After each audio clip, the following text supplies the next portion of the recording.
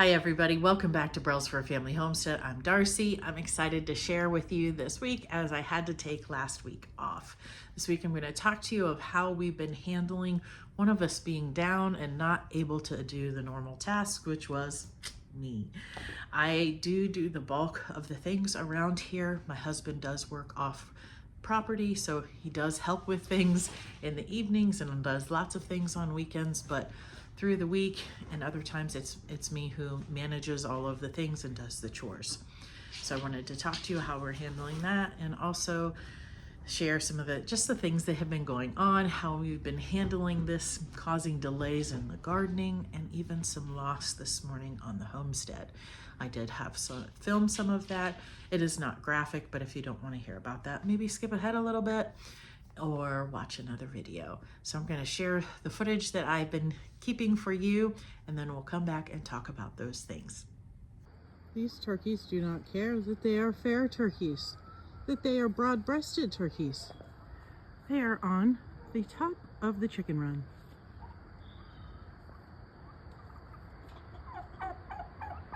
What are you doing?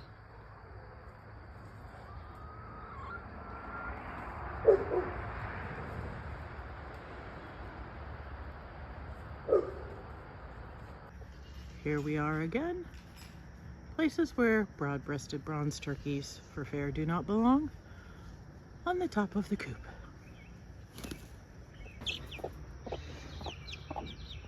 Broody Mama chicken noodle soup has been upgraded to a chicken tractor with her babies, Queen and Princess. What do you guys think? Aren't they cute little naked necks?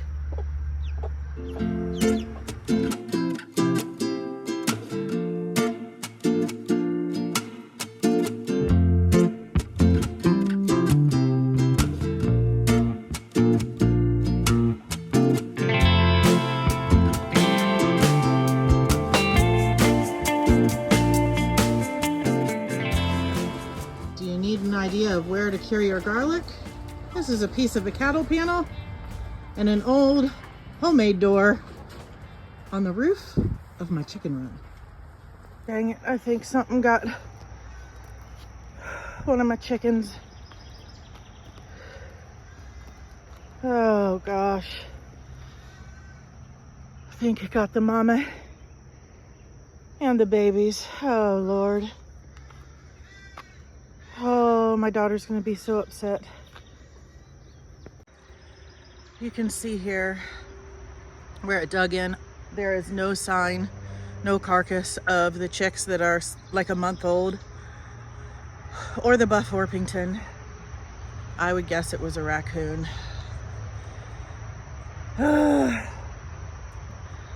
We don't normally ever have chicken tractors out without electric poultry netting. But we have netting other places. And if you didn't know, I have been down with some back injuries, unable to do anything, so this was just what we could do. This really stinks, and now I have to tell my kids. This is the chance that you take sometimes without having electric wire. Something has dug under here and took a full-size buff Orpington and our 2 chicks. Oh guys, this is so sad.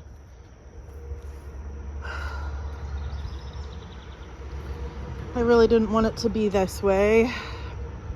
Taking another look around here. And they definitely were going after them for a while. That's obviously where they pulled them out. They were digging all around, trying to grab at them.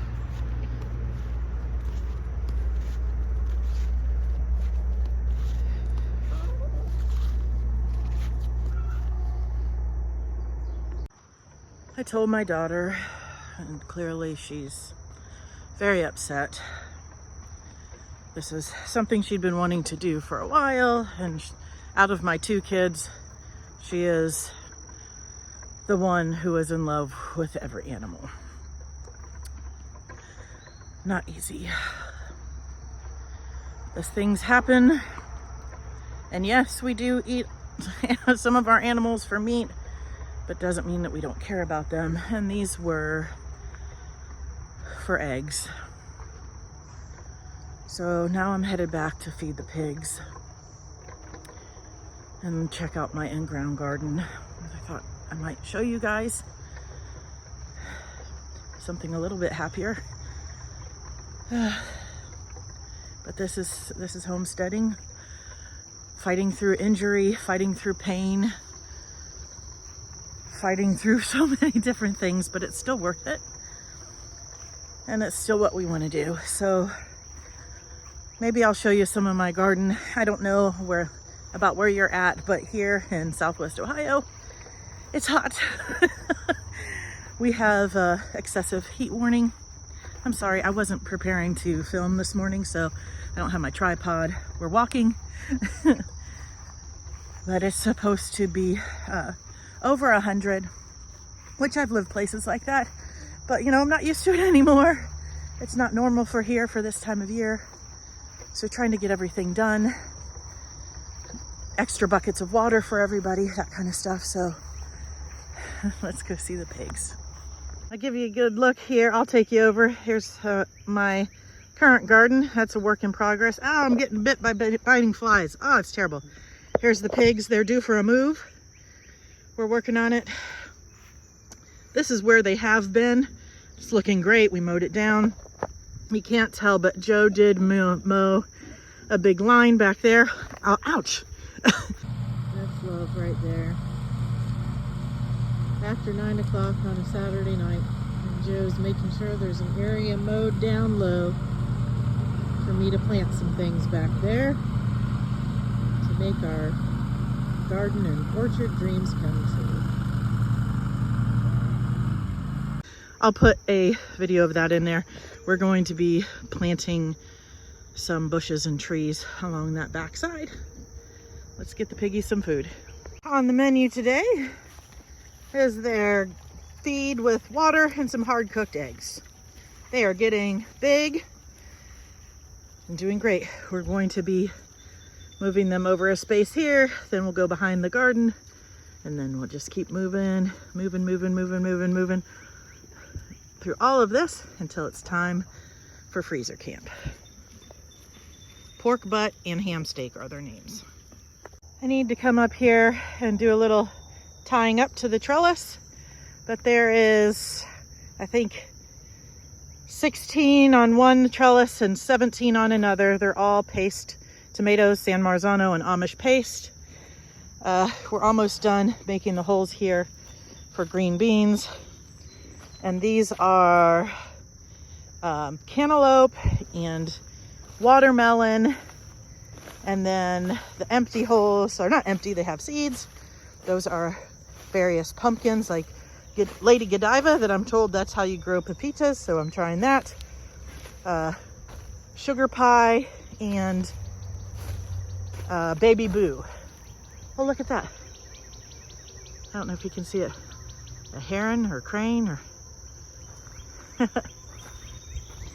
Then here we have some seeds that have been planted for Golden Delight zucchini, Black Beauty zucchini, and maybe one other kind, I can't remember. So I'm going to put tomato cages here for that's how I grow my tomatoes. We have space for other things, but since there's watermelon and pumpkin, these will fine all out. But this is what we've got going on back here for this year. Oh, look at these tracks in my garden. I know exactly what that is. That's a little girl who was out here barefoot playing in the mud and walking all around my garden. The first thing I want to talk about is how we handle loss on the homestead.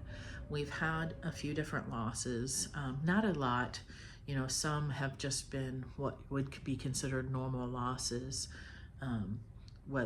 Meat birds, you usually have some die for no reason, whether within the first few days of getting them or near the end, they can have organ failure. So we have lost some that way. We have lost 2 meat birds to predator attacks in the past. We lost a goat to sickness. A couple years ago, we had like these drastic ups and downs with weather. She was pregnant, she got pneumonia. We got a vet out here immediately. She seemed to be doing really good, up doing normal things, and then she was down again and we could not save her. That was a really hard loss for us. We lost a turkey just for no reason, you know, but there hasn't been a lot. We've never lost a pig, but you know, we have to make decisions. We've lost a duck. A lot of times these animals have been my youngest daughter's animals, and she was the one doing this project when she hatched out those naked neck chickens. So it's been hard. She's the one who loves every single animal she finds except for hippos. For some reason, she doesn't even want to see a picture of a hippo. You know, but the temptation there is to replace the animal or get some other animal to replace it. And for us, that just it doesn't solve the problem, and it doesn't really deal with it. Now, I'm not saying we won't replace those things eventually, but it shouldn't be like the immediate response, because one, she needs to be able to process that loss. So do we. And sometimes you don't need to get something else. You know, we have been evaluating our numbers on all of our animals and what we're doing and what we want to do in the future, how to handle things like me not being able to do things recently. You know, we have entirely too many chickens, so that's why we limited her on how many chicks she could hatch out, because we don't need any more eggs. We don't need any more chickens to feed. I mean, I give eggs away every single week, which I love to do. I love to bless people, but at the same time, feed and care for them is expensive.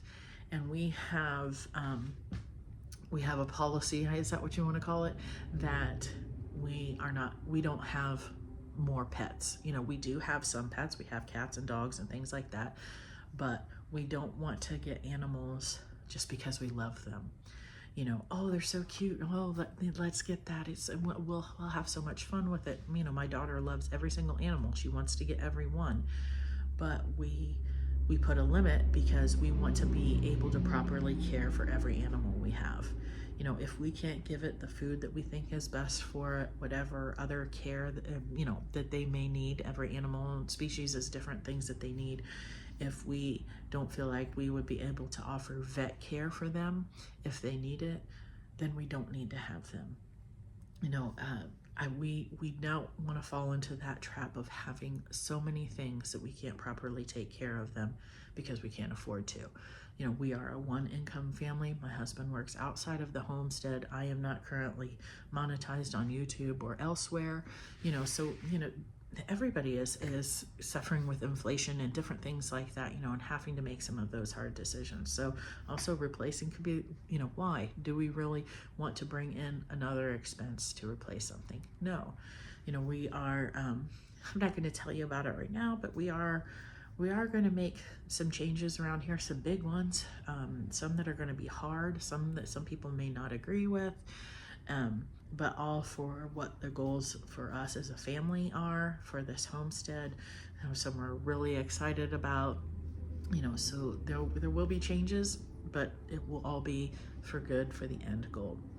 Now, the other thing is, you know, how are we handling, you know, me not being able to do things? You know, it was a week or more where I wasn't physically able to do chores. You know, I do all of the milking normally. I do most of the chores. I obviously do all of the cooking, the cleaning, all of, you know, the kids help with cleaning and things like that. But the bulk of those things are things that I'm doing, and I honestly could not do any of them, which was very difficult for me, frustrating for me, because it's the time of year where we're usually doing all kinds of things. The garden needed planted. I'm sitting there looking at it with, you know, the starts that I had started in here, looking like, hey, we're gonna die if you don't put us in the ground. And, you know, weeds in the garden. I couldn't bend over to do any of those things. So thankfully, my husband was able to work from home that week. And so that meant he was able to to be here to check on things, to milk, to do things like that. But you know, it's not a long-term solution. So that's how we handled that. My kids really stepped up. One morning, my oldest was like, "Mom, I'm going to do everything. I don't want you to do anything." And she did a great job. But, you know, at the same time, they're still kids and things need to be checked on. And, you know, it's, you know, if they want certain animals and things, we do make them responsible for them. But we are still here to help and still here to check on them. So, right now, I am able to do chores again. I still need help with some things, but I'm milking the goats again. You saw me feeding the pigs, walking down and all of that, but I'm still just trying to be careful. So I want to keep having videos for you, but it is possible that I may have some different kind of content or may have to skip some depending on what is going on. I am a Christian. I do believe in healing. I believe that that is what is for me, and that is what I'm praying for and believing for complete healing and restoration of everything in my back. If you believe the same as I do, please agree with me in prayer for that. But I am also seeking medical attention at the same time. So I will keep you posted on those things. I hope that you'll continue joining us on this channel to see what we're doing and we can share this journey home with you. Until next time, God bless.